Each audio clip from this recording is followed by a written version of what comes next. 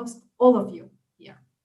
So my name is Feruza Bayramova, and I'm an acting president of Maslak Rotary Club of Istanbul. And together with the Rotary E-Club of Turkey, Maslak Rotarak Club, and Maltepe Bahçeşehir College Interact Club, we will be conducting a joint meeting today. And it's our 1309th meeting, E-Club's 499th, Rotarac's 450th, and Interact's 79th meeting, respectively. I would like to pass the word to Gaye Governor to greet you as well, if she's here. Yes, I am here. Thank you. Thank you very much. Dear Rotarian friends, dear participants, I welcome you all to this very special cultural and historical presentation from our Rotary District 2420, initiated by Maslak Rotary Club, Maslak Rotarak Club, Maslak Interact Club, and of course, with the contribution of Rotary Club, E-Club Turkey. As all you know, I think Rotary is a service organization, but still Rotary clubs and districts do spend time and energy in educating and informing their members, as well as the general public, on historical, cultural, and scientific endeavors and studies. This is also because we believe Rotary must create opportunities for self-development of its members as well, besides the public, as much as possible. Tonight, our esteemed speaker will hereby present to you all the knowledge of Göbeklitepe, which means Belly Hill in Turkish, which is the site of a one-of-a-kind, unbelievable archaeological discovery. Going back 12,000 years, Göbeklitepe is believed to be the oldest religious site so far discovered in the world. Turkey, of course, hosts hundreds of archaeological sites. Most notably, you may know Ephesus, Troy, Pergamon, but Göbeklitepe is unique in the way of its very, very ancient age. I hope you will enjoy this presentation, and I hope that the diverse participation at this presentation will eventually lead to more international cooperation, cultural exchange, and world understanding. I would like to thank you to everybody again for being here. Thank you. Thank you, Governor Gaye Binark. Thank you. And I'm sure you will be in very good hands of our guest speaker, a very well-known guide, Serif Yenen. And I'm passing over to you, Serif Bey. Thank you very much. What an honor for me to be here in the presence of all the Rotarians from all over the world. Thank you very much for taking the time. It would be, or it is going to be a great pleasure for me to spend time together with you. Let me share my screen right away.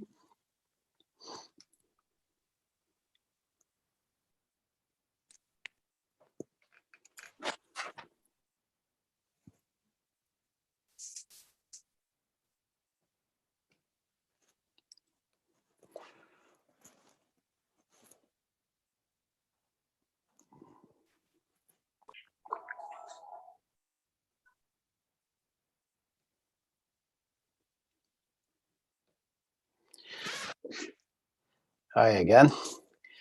Before I start my virtual tour of Göbeklitepe, let me, if you allow me to do so, let me just say a few words about myself so that you know who is speaking, who is making this presentation tonight. I am Serif Yenen, and I'm addressing you from Istanbul tonight. I'm a tour guide, and I have been doing this job with great enthusiasm for the past 32 years. Yes, one more time, 32 years. This is a great job, and I always loved being a tour guide, and if I came to work again, I would be a tour guide one more time. Turkey, I feel so lucky in Turkey, being a tour guide in Turkey, because Turkey is so rich, and sharing the beauties of Turkey with guests from all over the world is one of the greatest pleasures.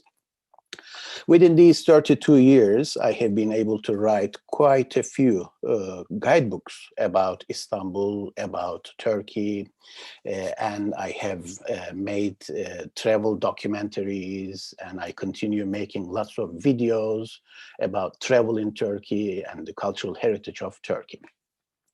I'm also an international speaker. I like sharing the beauties of my country with many museums, libraries, universities, not only in Turkey, but also all around the world, from Mongolia all the way to North America and so on.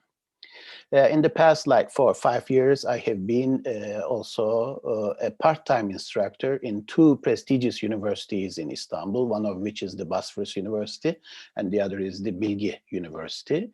It is also a great experience for me. And the last thing I would like to say is that in order to officialize my tours in Turkey, I needed to establish a travel agency, so that everything I do in Turkey, like organizing tailor-made boutique tours, private tours, everything is legal and official. So my tour company's name is, with my own name, Serif Yenen Travel. So I'm a very active, a very efficient user of social media. I am almost in every platform in social media. Whenever you have things to share, whenever you have any questions about travel to Turkey, I am always available. You just type my name in any platform you use, and probably you're going to find me there. Instagram, Facebook, or YouTube, and so on. So now let me officially start the virtual tour. You know, rather than speaking about Göbeklitepe right away, I prefer starting from a little before, like human history, so that we can picture Göbeklitepe, where in the human history it stands, why it is so important. You know, this is such a new discovery. And it is such an exciting place. And each time I go to Göbeklitepe, I enjoy it so much. And each time I make a presentation about Göbeklitepe, I still get excited. So a little bit about our country, Turkey, for those of you who haven't been to Turkey or who don't know much about Turkey. It's going to be a short orientation, just for a few minutes. You know, take a look at the world map. Where do you think Turkey is located? Let me just point it out to you. You see, it is in here. Location-wise, it is such an important place because from the logistics point of view, from the cultural point of view, it has always been an important location.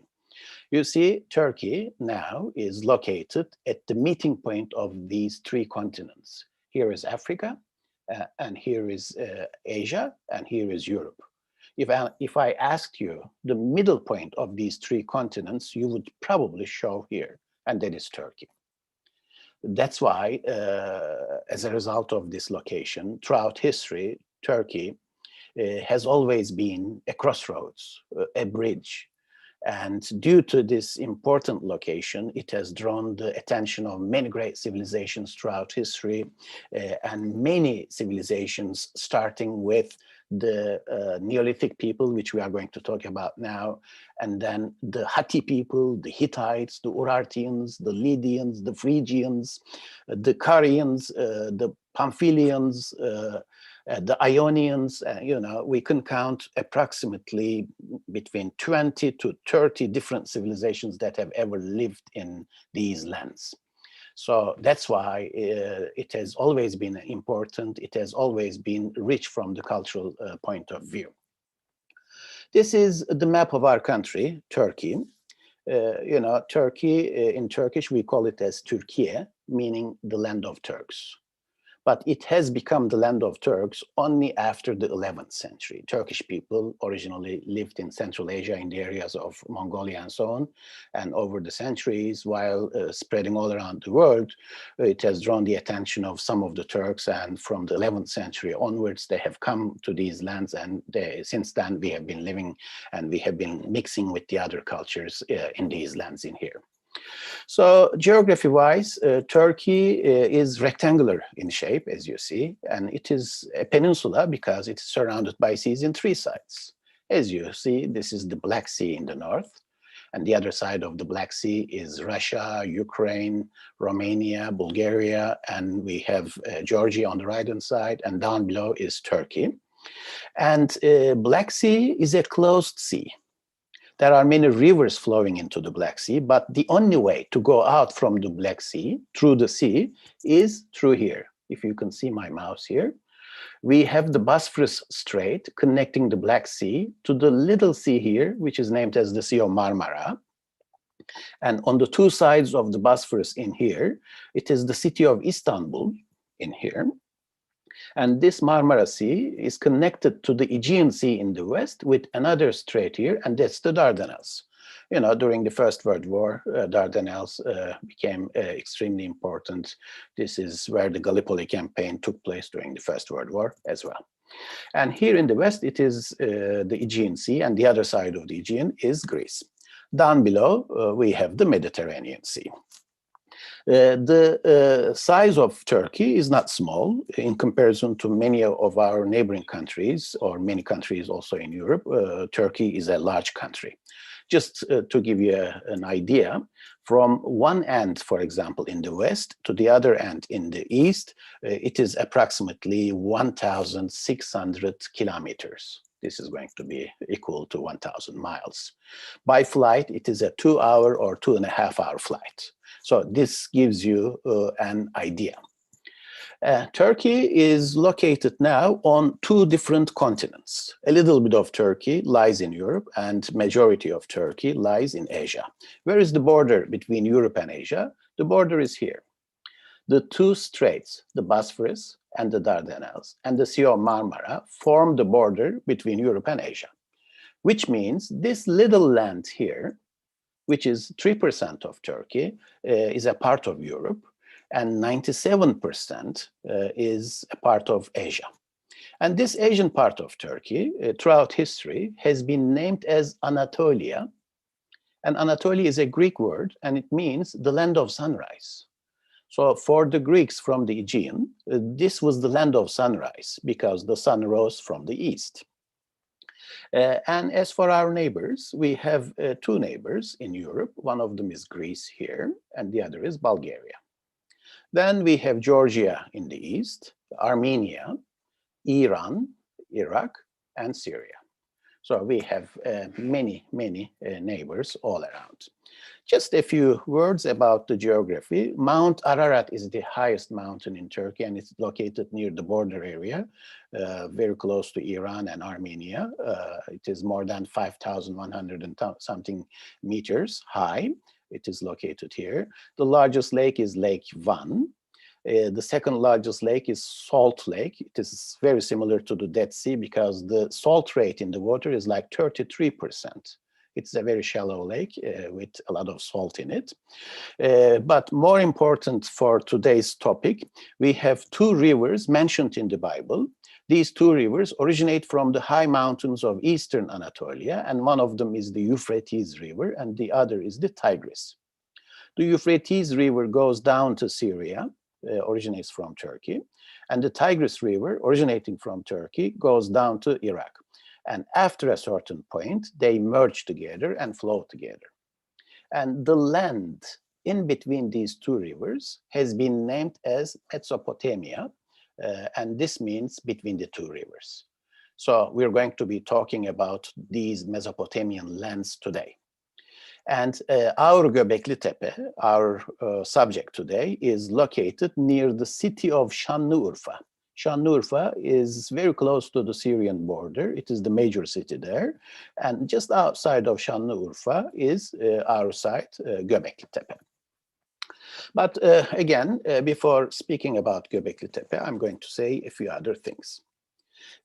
Approximately 20 years ago, in the Aegean region of Turkey in the west, in an inner part of the Aegean region, in the city called Denizli, in a marble workshop, workers, by coincidence, found a fossil. They must have understood the importance of that fossil. Somehow, they must have taken it to the authorities and so on. Eventually, this fossil piece was sent to some laboratories, prestigious laboratories in Europe, and it was identified to be belonging to a Homo erectus, and the piece was studied to be approximately 1.1 million years old. It was such a big deal. As you know, the earliest ancestor of the humankind is the Homo erectus. And it is believed that Homo erectus stood on his 2 feet in Africa approximately 2.5 years ago. And they migrated from Africa to the rest of the world. And 1.1 million years ago, they must have passed through Anatolia on the way to Asia or Africa. So this new fossil piece has been a proof for that. Now we know that the Homo erectus passed through Anatolia, and this specimen is the first Homo erectus piece that has been discovered in Turkey today. So it is exhibited in the Museum of Hierapolis in the Aegean region in Denizli. So apart from that, I have to start saying a few words about the ages from thousands of years before. So archaeologists, by looking at the pieces or stones or materials used in some certain times, they divided these periods into ages with the name of the material used at the time. So for the case of Anatolia, archaeologists start the Paleolithic age from about 1.1 million, and they say it went up until 16,000 BC. So it is a large time. It is a long time. So the Paleolithic age actually means the old Stone Age. Paleo is old, lithos is stone, so it is the old Stone Age. This is the age in which hunter-gatherers lived only. So they did not have houses, they lived in caves, or sometimes they built some very tent-like things with the pieces of wood and so on, and they lived in them. But they were nomadic because they didn't know how to do agriculture, and they were able to survive with the wild plants that they gathered from nature or the roots, or with the animals that they hunted. That's why these people of the Paleolithic age are called as the hunter-gatherers. So the Paleolithic age in itself is divided into 3 periods: the lower, the middle, and the upper Paleolithic. Until about 125,000, it was the lower Paleolithic. And this is the time in which the Homo erectus appeared and lived. In the middle Paleolithic age, from about 125,000 until 40,000, it was the Neanderthals. The Neanderthals have nothing to do, or had nothing to do, with the Homo erectus. Neanderthals came from Europe. They were the caveman. And the Homo erectus disappeared for the case of Anatolia, and the Neanderthals appeared in Middle Paleolithic. And we found their fossils and so on. And in about 40,000 BC, suddenly the Neanderthals disappeared and a new kind started to appear. And this was the Homo sapiens. So it is the humankind, actually.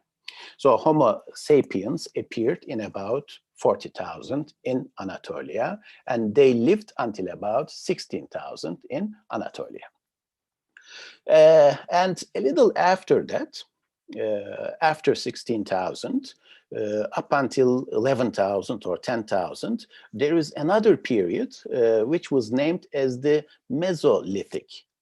Mezzo is middle, as you know. Lithos is stone, so the Middle Stone Age. And in this Middle Stone Age, which is regarded to be a transition period from the Paleolithic to the Neolithic Age. So this is an age of only 5,000 or 6,000 years. And during that Mesolithic period, when we look at the map of Anatolia or the picture of Anatolia, we have a picture like this. You see, this is the eastern part of Anatolia. This is the largest lake, Lake 1, and here is the border area and Iran and Armenia and so on. Iraq is here, Syria is here. So this is the end of the glacier period, with the melting of the glaciers, with the global warming. In the upper Mesopotamia and in Mesopotamia, temperature becomes very mild. And the ice continues melting. And in this area, we start having wheat, barley, lentils grown naturally, not harvested, but naturally, not made with agriculture, I mean. So the warm temperature, the green atmosphere, and the accessibility of these kinds of crops make this region very attractive for all those people from around. That's why they start gathering around here. And this happens in the Mesolithic period. And within about 1,000 or 2,000 years, those hunter-gatherers are somehow able to obtain seeds from these naturally grown crops, which means they discovered that when they replant these seeds, they can obtain the same plant. They can harvest the same plant. So it becomes such a big discovery. And as a result of that, those people, the nomadic people, nomadic hunter-gatherers who had to run after the food all the time, they understood that they didn't need to run after the food anymore because they were able to bring the food to themselves. That's why they started settling down. And the settling down happened in this area, the Mesopotamian area. So the upper Mesopotamian area is the area of Göbeklitepe and all around. They settled down, they were able to domesticate animals, and they didn't need to migrate anymore. And not everyone needed to look for food anymore because they had surplus food. With the surplus food, they were able to have division of labor as well. Not everyone had to run after the food. So this is the map of the same area that I was just talking about. As you see, this is Turkey. The border of Turkey is somewhere here. So the upper Mesopotamia is in Turkey and lower Mesopotamia is in Iraq and Syria, mostly Syria. So the humans started settling down in this very area. This new age was named as the Neolithic age. Neo means new, lithos is stone, so the new Stone Age. So archaeologists started the Neolithic age in about 10,000 and it continued until about 5,500. This was such a big change from the hunter-gatherer culture into a settled life in which agriculture started as well. That's why in some cases, archaeologists name this Neolithic age also as the Neolithic Revolution. It happened in these lands. So the Neolithic age, of course, is divided into some periods in itself. The first few thousand years were the ones in which they did not have any pottery production as well. So it is called as the pre-pottery. So pottery production started in about 8,000 and continued until the end of the Neolithic age. So early settlements of the Neolithic period are all here, as you see. all of these dots show the Neolithic settlements. After about 2,000 years or so, these Neolithic people started migrating around. So when we look at the Neolithic position of central Anatolia, we see that the settlements start appearing here in about 8,000 BC. The more they go to the west, we come across with the later dates, like 6,500 or 6,000 in the area of the Marmara Sea and around. So Neolithic revolution started here, and from here it spread all around, not only towards west, also towards east. So putting all these on one side, let me now bring the subject to our Göbeklitepe. This is the site of Göbeklitepe, and it is located outside the major city of Şanlıurfa, like a 20-minute drive from Şanlıurfa. In the middle of nowhere, it is like a desert, you know, it's a very arid land, it is a very dry land. And let me show you the tree, the mulberry tree in here. So the name of the village here is the Öğrencik village. And in the Öğrencik village nearby, we have this mulberry tree on top of a hill. And this hill is the highest hill in the area, which is approximately 770 meters. And very interestingly, before the discovery of Göbeklitepe, this mulberry tree, the hill where the tree is located, was somehow visited by local people from around. And in the equinox time, people came here and they had festivities, they had offerings, they offered animals, they sacrificed animals, asking for a fertile year ahead. So this shouldn't be a coincidence. Even after 12,000 years, this place was still regarded to be an important place, to be a holy place. So very dear archaeologist, German archaeologist, Mr. Klaus Schmidt, was in this area for the excavation of another site, which was named as Nevali Çöri. And when he finished his excavation in Nevali Çöri, he was looking for a new place. Nevali Çöri is very similar to Göbeklitepe from more or less the same time period, 10,000 BC. So he was very much astonished with what he found in Nevali Çöri, and he wanted to continue his studies with a similar archaeological site. And finally, by using the evidence here and there, he was able to discover Göbeklitepe, and he was able to start the excavations in 1995. And he devoted all his life after that to Göbeklitepe. And unfortunately, some years ago, very unexpectedly, because of a heart attack, he passed away. But he is the guy who discovered and who was able to introduce Göbeklitepe to the whole world and so on. So this is a picture of the place after the excavations started. Here we have our mulberry tree, so it gives you a comparison. You see in the previous picture, the mulberry tree is here, and see what happened after the excavations started here. Think about a very large area, and the size of this area is going to be like 300 meters by 300 meters. 12 football, soccer fields would fit in this area. 12 of them would fit in this area. So Klaus Schmidt started excavating this area first.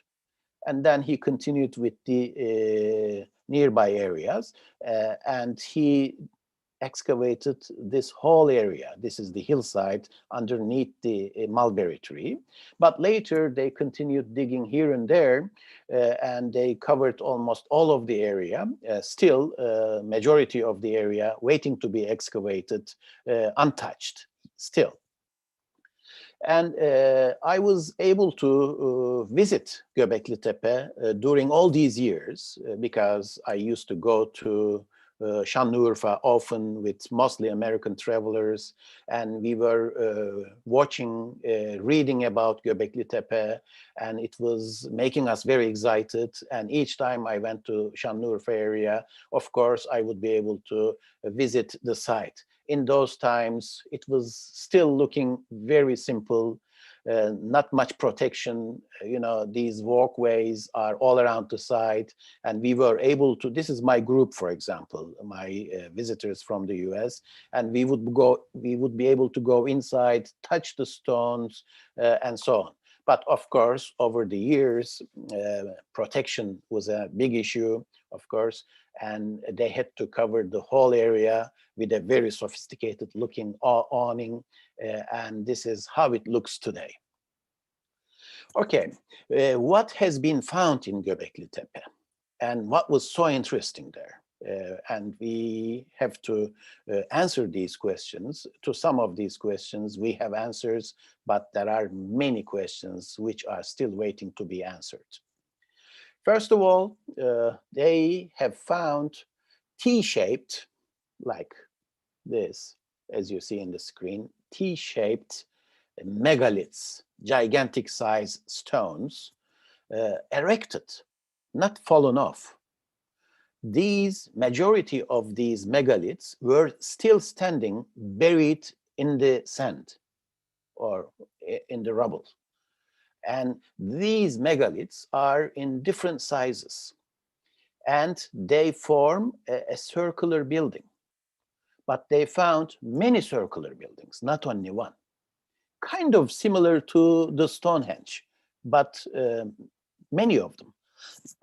Excuse me. And these megaliths, size-wise, change from about 1.5 meters to 6 meters high. And the highest ones would weigh approximately 20 tons. And they did the dating of these megaliths, and the result was surprising, shocking. The date was 10,000 BC, which means 12,000 years before now. It was unbelievable. And archaeologists didn't find traces of living here. I mean, they didn't find homes, they didn't find graves, they didn't find water. And because of these, Klaus Schmidt said, this is not a living place, this is not a settlement. This is rather a meeting place, he said. He said, people didn't live here. Probably they came here for some certain reasons at some certain times of the year. So this was also interesting. Another shocking fact that the archaeologists achieved was also exceptional. And they understood that by looking at the seeds around, they didn't find domestic seeds. They said 10,000 BC was still the pre-agriculture time.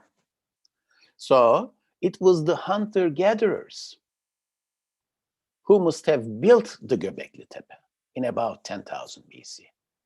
And these hunter-gatherers were the so-called primitive people of those times. So domestic seeds appeared only 500 years later.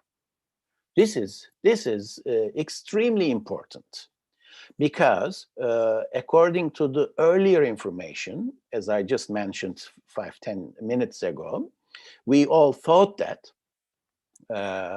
the hunter-gatherers were able to discover agriculture first, and then they settled down. But now, with the discovery in Göbeklitepe and in a few other Neolithic sites around, archaeologists noticed that agriculture didn't come first. So they started making buildings first, and then they might have settled around.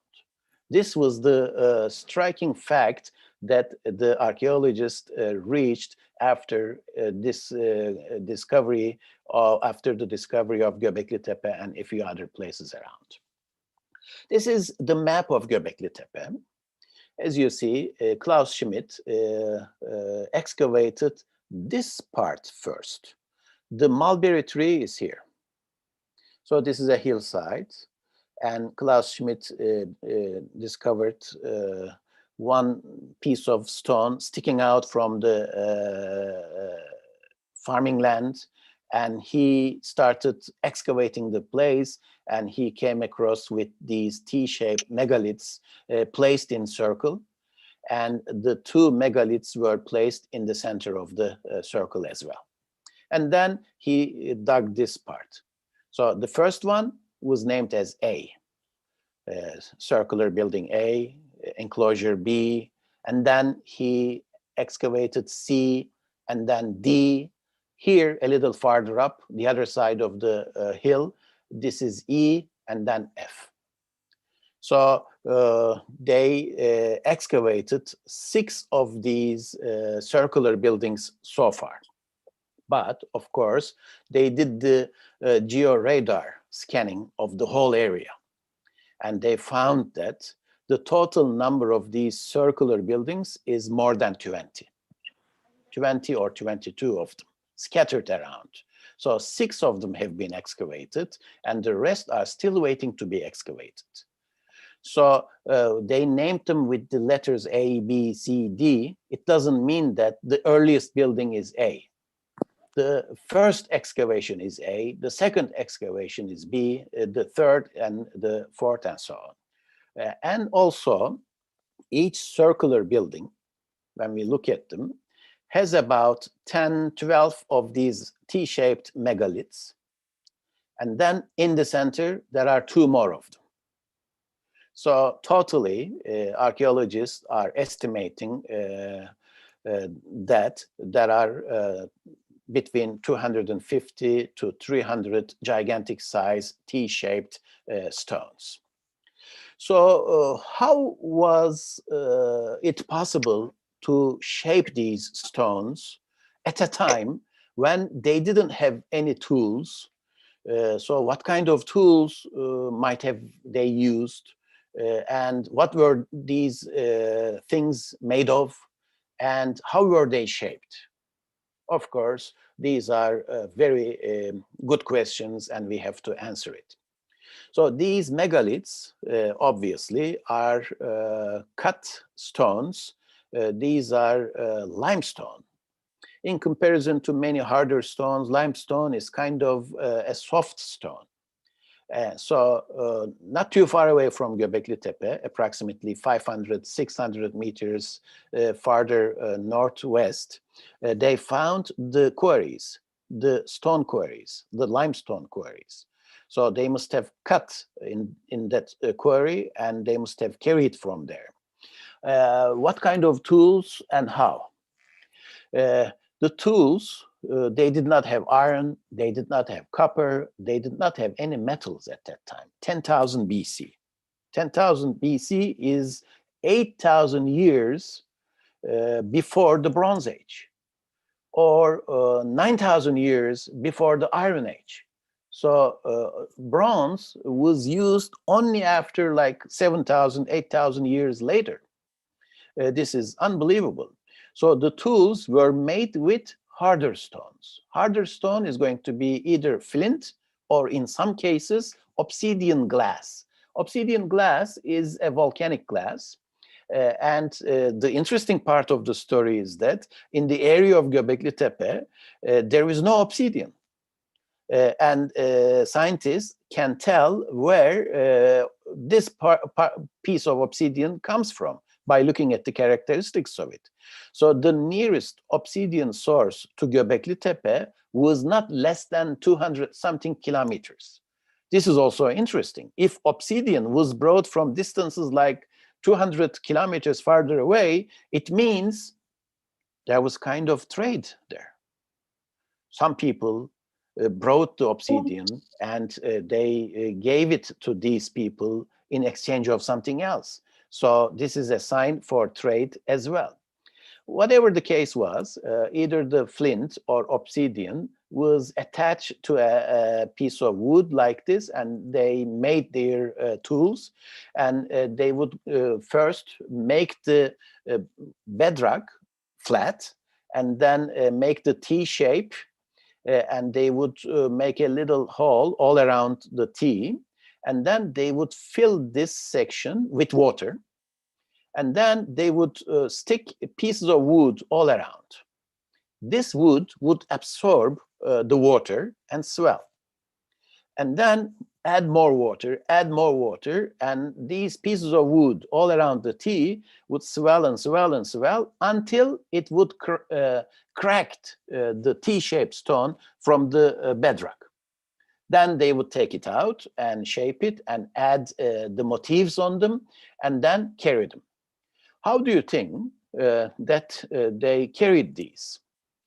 Probably, like in this picture, you see, they must have used some ropes made out of plants, and then these are the branches from trees, and they rolled them on these trees, just like in here. So, for example, those big ones, the megaliths, which would weigh like 20 tons, and scientists today guess that they would need approximately 300 or 400 people to carry such a big stone for 600 meters. So you need to organize 300 or 400 people to carry only one of these stones. Imagine the difficulty that they had at the time. So from all of these, we understand that the hunter-gatherers, the so-called primitive hunter-gatherers of the Neolithic period, definitely should have had division of labor, coordination, and organization among themselves. Otherwise, it would be impossible to do all the work there. And then they should also have high-ranking people. It wouldn't be like that. I mean, you look at each other, 300, 400 people, and then you say, come on, guys, you hold it there. I mean, you cannot do it without organization. So definitely, there should have been some high-ranking people. And these people should be giving orders and make the others work. Definitely, this is the exclusion that the scientists have gathered from what they have found today so far. And we also understand that these people needed large public buildings and invested on them. So what makes Göbeklitepe such an important site, first of all, is not only its long history going back to 12,000 years back. It is rather understood that the so-called primitive hunter-gatherers were actually capable of making such monumental public buildings. This is the very mind-boggling side of the story. Now I'm going to take you on a tour through these megaliths. For example, this is the first enclosure, the circular building that Klaus Schmidt excavated. And we see the two taller T-shaped stones. The T is kind of deteriorated here, but the other T is better condition. And then all around these two T's, you can see the circle. Let's look at the other enclosure. This is enclosure B. The two T's in the center, and then the others all around, making a circle around the two central ones. Enclosure C is even more sophisticated, complicated. Take a look here. This is enclosure C. And in this one, there are two rows of walls. One row here and another row behind. And the two central T-shaped megaliths are in the middle. But the T's are broken.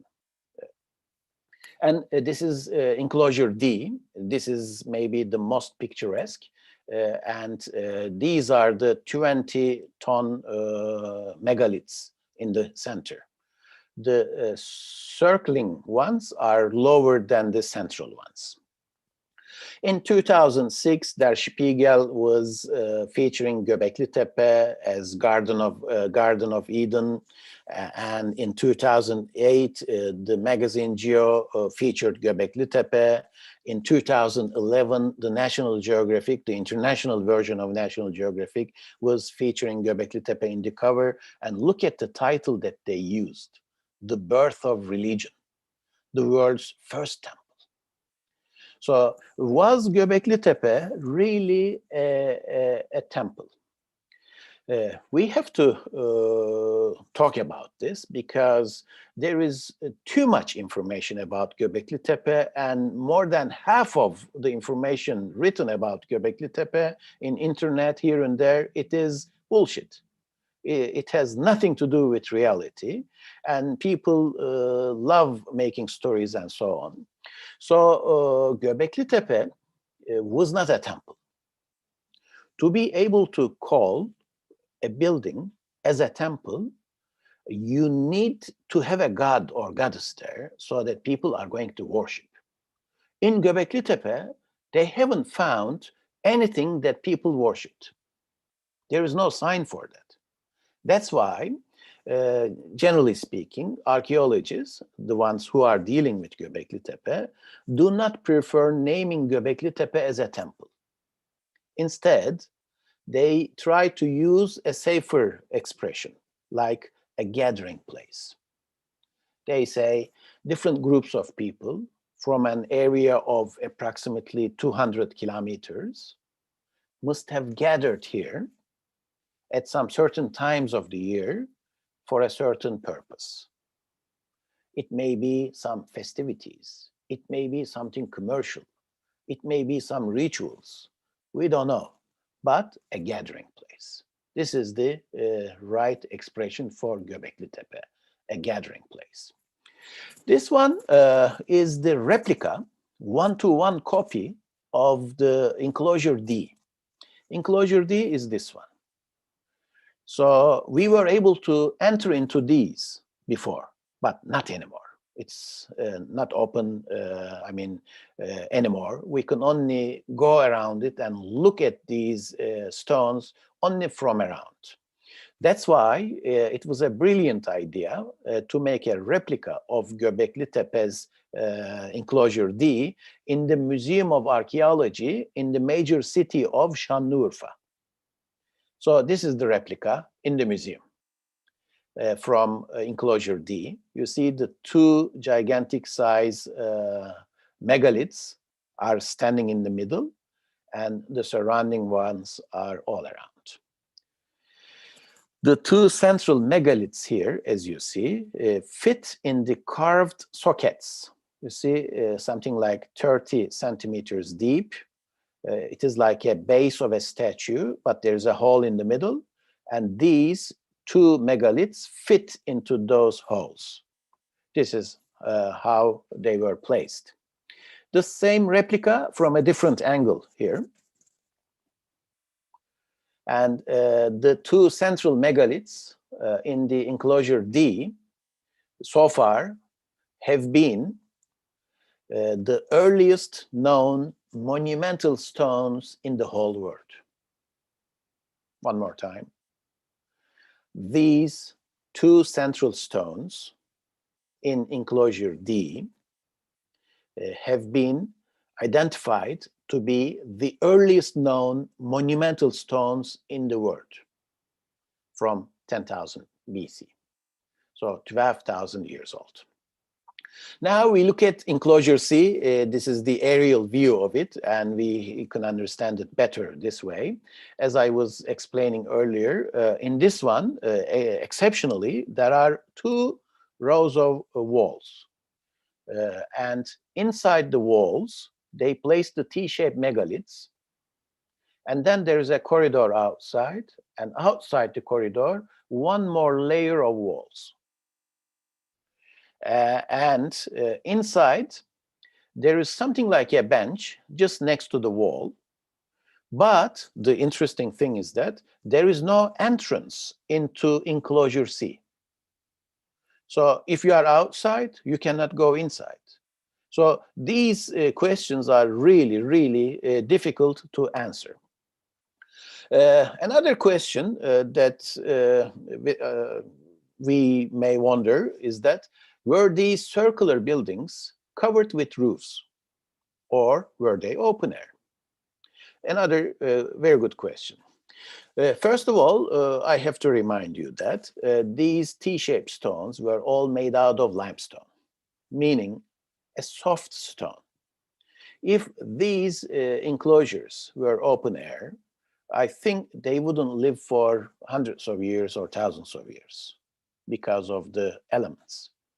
I mean, bad weather conditions and cracks and sunlight and snow and sharp changes in the temperature and so on, they would not stay in a good condition for many years, like hundreds of years. That's why archaeologists believe that these circular buildings should have been covered once upon a time. And not only that, the two taller stones in the center probably supported the roofing system. For example, this is not replica. This is like an illustration of enclosure C, the one with two walls. You see there is a corridor leading into the place, but this corridor does not allow us to go inside the inner circle. You can only make a tour between the two walls, in the corridor between the two walls. This is interesting. I find this very appealing, for example, or it creates a lot of curiosity here. What is that? Enclosure B, enclosure C, and enclosure D. If you take the middle points of these three enclosures and draw lines connecting these 3 points to each other, what do you come across with? A nearly perfect equilateral triangle. First of all, we don't know if these enclosures were all made at the same time. It is possible that they might have been built at different times with a difference of many years in between. Second, they are not the same size. You see, this is small, like 10, 15 meters. This is like 20 something meters in diameter. This is even larger. So the fact that this triangle is a triangle with equal size sides is so far away to happen by coincidence. So how can you explain that? These kinds of questions are still waiting to be answered. Another very striking or thought-provoking fact that we come across is that these enclosures were buried with sand, with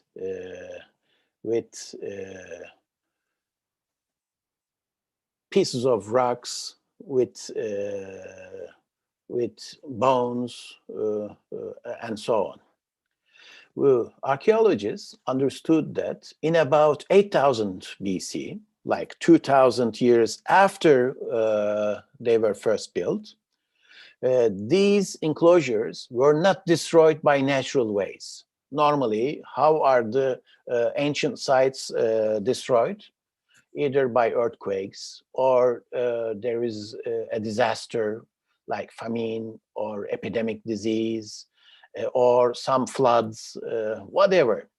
And the whole city is destroyed with these disasters. The situation is not this in Göbeklitepe. As I mentioned at the very beginning, many of the T-shaped megaliths, when they were found, they were still standing. Why? Because they were all buried in the sand or in the stones, whatever. So it is understood that people, when they were finished with these buildings, they systematically buried these buildings just like burying people.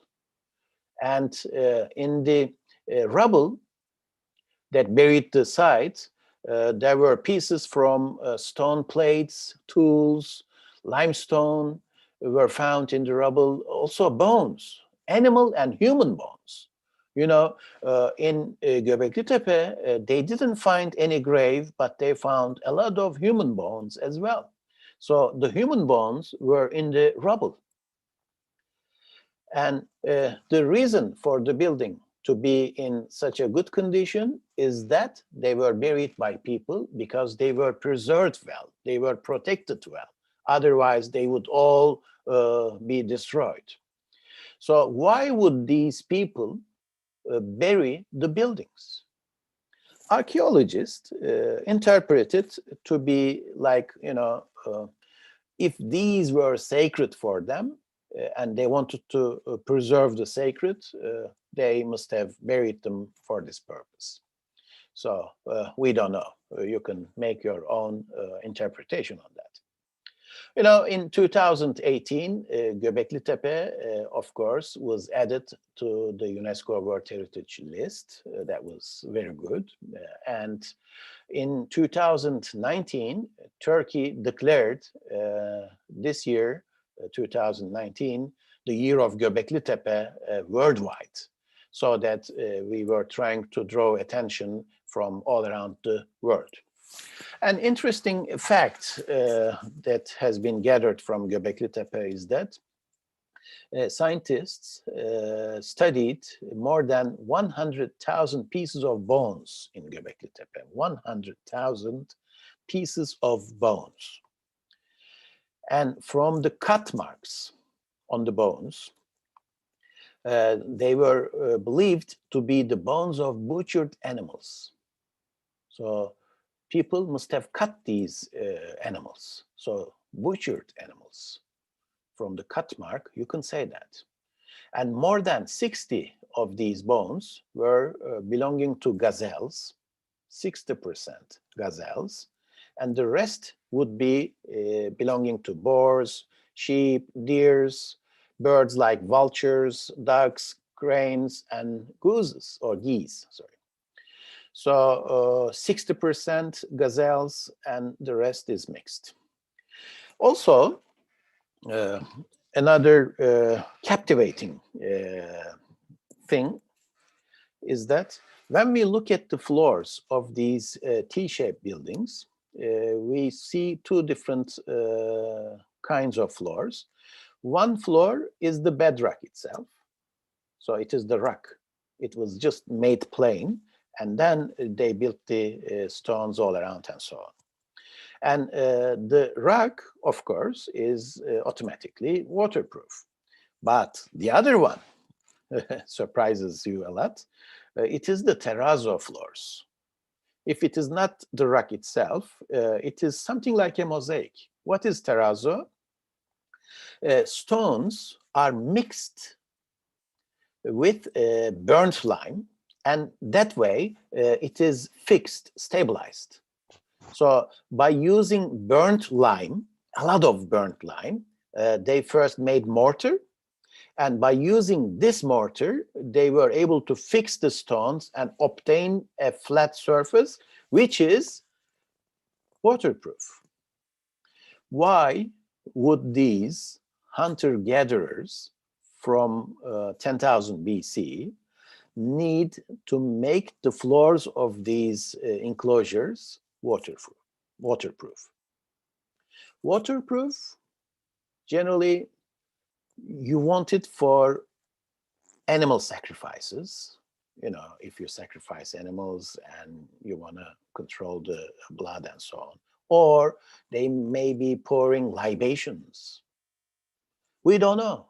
This question also is waiting to be answered. But especially the use of burnt lime shows that they were really, really very advanced people. See the floor here, just like a mosaic, as you see. How on earth was this possible 12,000 years ago? Now, let's focus on the megaliths from another point of view. These T-shaped megaliths are generally interpreted to be representing human beings. They say this must be the head and this must be the body. But the face is not here. The face is here. And look at the left arm, and you see the elbow here, and the hands come and they are going to get closer to each other just above the belt. It's the same thing here. You see the left arm and the elbow, and let's look at the right arm, the elbow, and you can even see the fingers here. You see the two hands are coming close to each other here. And this one is the right arm, and there is an animal figure here, an animal, a fox. See, the fingers of the two hands are visible in the front. This is the buckle, and this is like a fox skin used like a loincloth hanging underneath the buckle, and there is a belt on the two sides of the buckle, and the hands are just above the buckle. See this one also. And the figures of the belt, I mean, the figures decorating the belt are so sophisticated, very difficult to interpret. And another intriguing fact from Göbeklitepe is that in many of these megaliths, they found hundreds of animal figures.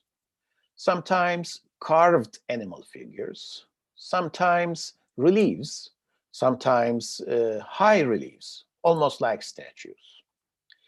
But when you look at the animals, you try to figure out, you try to understand. These animals are not mythological animals. They are simple animals from daily life. If we take a look at them, for example, we see many foxes, we see pigs, lots of birds like cranes, vultures, sometimes ducks. See long-legged birds in here. There's one more. These are snakes next to each other, tens of them here, and more snakes here, and a scorpion, and cranes, a pig, and bird-like animals. I don't know, maybe like dinosaurs, but I don't think they are dinosaurs.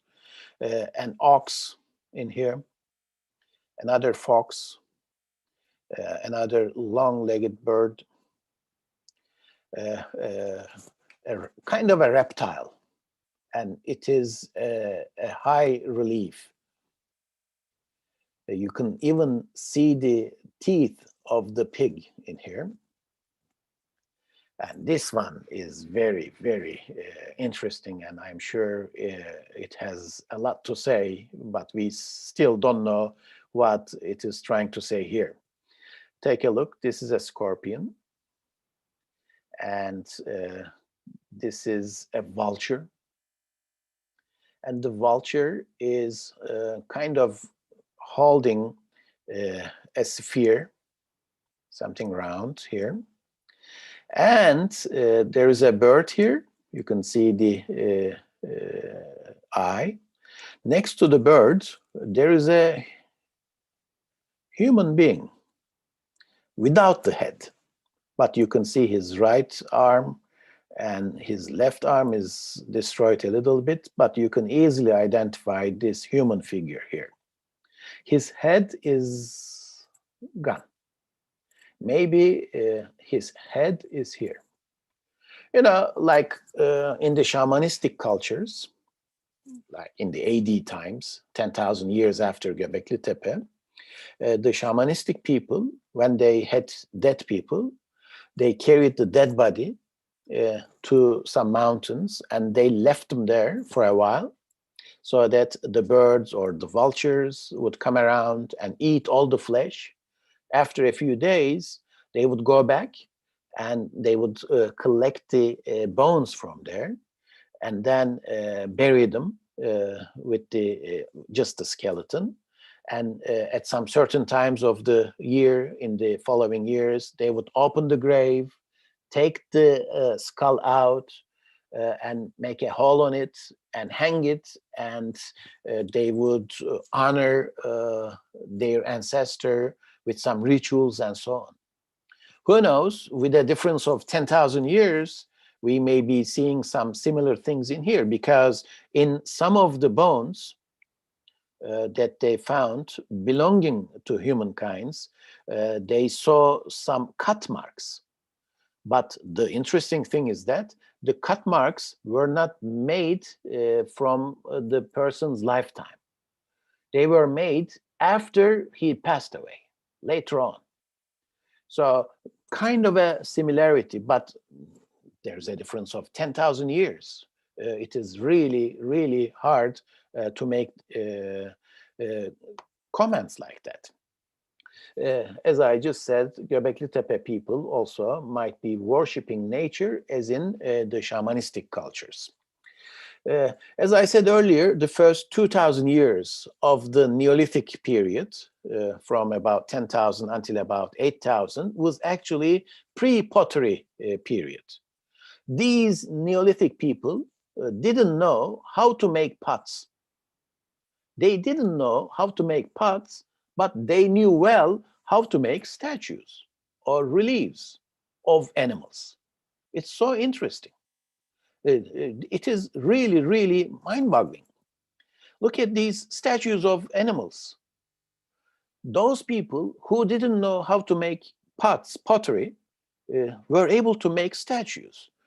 Look at the beauty of this statue from 10,000 BC from Göbeklitepe. Unbelievable. Pig.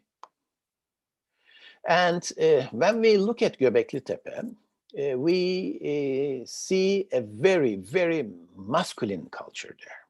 Almost every figure, no matter if it's a man or if it's an animal, it's always man. Sometimes animals were made with their sexual organ in erection. The only figure belonging to a woman was discovered somewhere not too far away from the mulberry tree, and it is this stone. You see, there's a carving of a woman on a stone in here. You see, she has a very different style of hair, and then the two breasts are kind of hanging on the two sides, and she is kind of squatting, but there is something coming out from her sexual organ. Probably she is shown while giving a birth to a baby. And I'm going to take you now to Çatalhöyük, which came like 2,000, 3,000 years after Göbeklitepe in central Anatolia. And I'm going to show you a woman statue there made out of clay. And this is believed to be the fertility goddess. She's a big woman from Çatalhöyük. As I said, this statue came 3,000 years after Göbeklitepe. And there are two cats protecting her on the two sides. She has a very big body, big breast, because she symbolizes fertility, the mother goddess of Anatolia, the fertility goddess. She must have given birth to many children. And she's sitting in a throne, and she is shown like a woman. While sitting, she is giving a birth to a new baby, symbolizing fertility. So this statue came from Çatalhöyük. Çatalhöyük is in central Anatolia, near the town of Konya.